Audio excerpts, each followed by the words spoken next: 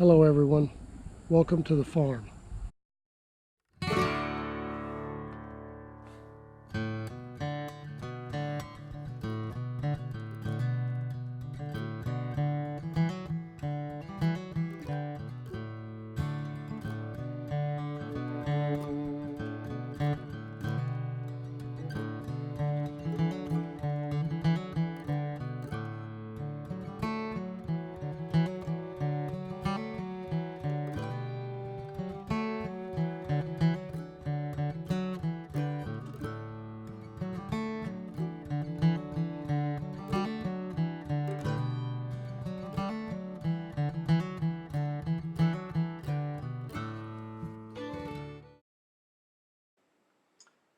Alright, so today we're going to have to splice some field fence. So we've got our fence all set up here, got our end post set in concrete, got our T-post driven. We unrolled our field fence, but unfortunately here, as you can see, came up a little bit short, about 20 feet or so short here. The wire only goes to the end of that blue bucket you see right there. So now what we've got to do is we've got to get out another roll of wire, unroll it, and we've got to put a splice and splice these two rolls together. So we'll get the other roll out and get started. Alright, so here I've got the other roll on the left.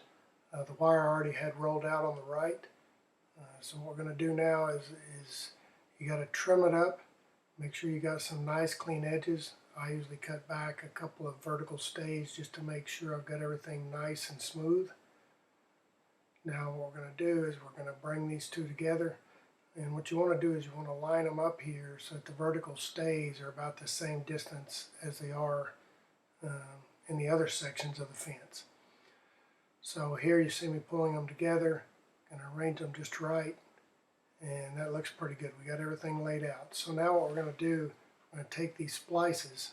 I'll put a link to those down below, but we're going to take these splices. We have to splice every one of the horizontal wires in this field fence. This fence is going to be very visible from the house, so we really want this one to look good. You can just splice and just leave only the splice and trim off the edges, but I like to give it a little bit extra and twist it after I splice it.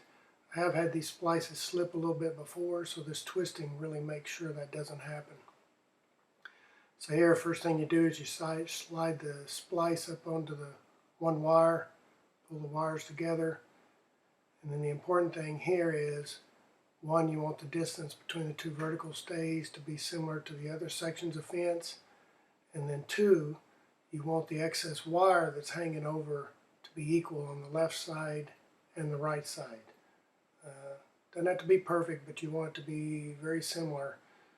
That way when you twist it, it looks like it's twisted correctly. So here I've got it all in place, I've got it centered, I've got it put right where I want it. So now the next steps in is going to be to get our crimpers. You'll see here the crimpers are yellow.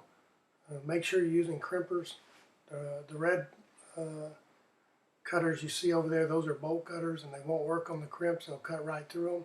These crimpers have a gap in them just for crimping, so make sure you're using the right tool. I usually start with the center crimp, then I move over and get one on each side. The manufacturer recommends you do 3 or 4 crimps. I try to get 3, 4 sometimes a bit of a stretch, but if you can do it, that's good. So here you see me making sure everything's in good shape, and then I crimp it down good and tight. Now the next step then, see I tugged on it there a little bit and make sure it was in there good. So next step now is going to be taking my little wire pliers here. These are just linesman pliers. I use them a lot when fencing. For some things they work better than fencing pliers. You also see here I have a twisting tool. You can find these. I'll put a link to the bottom for those as well.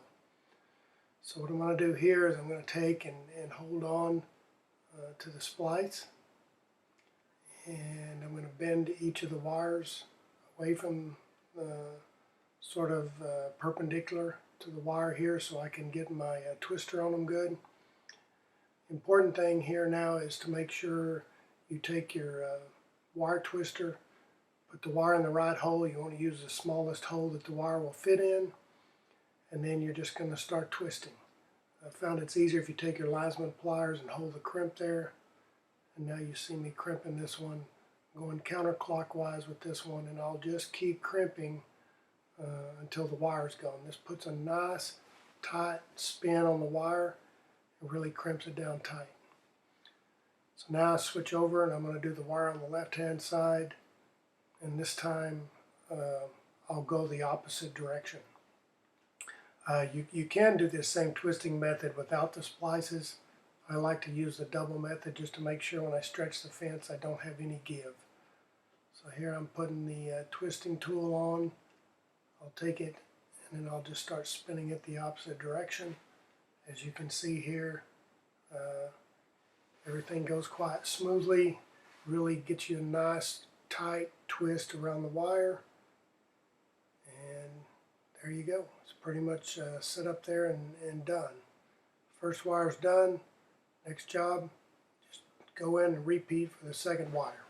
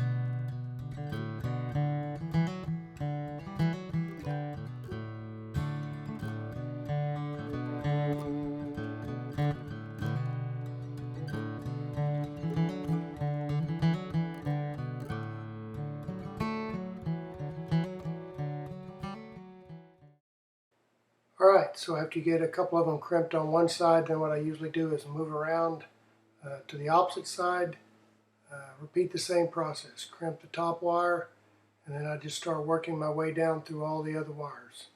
When you get done, you're going to have a really good looking fence. Just take your time, repeat the process over and over again, and try to keep your vertical stays as consistent as possible.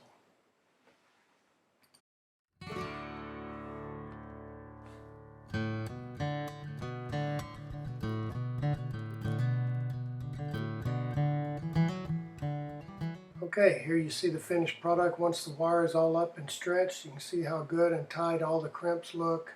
The twists in the wires all look good, nothing slipped whatsoever. Again, doing it this way makes for a nice solid fence. Thanks for watching the video, and be sure and subscribe and like, and I'll be back soon with some additional videos.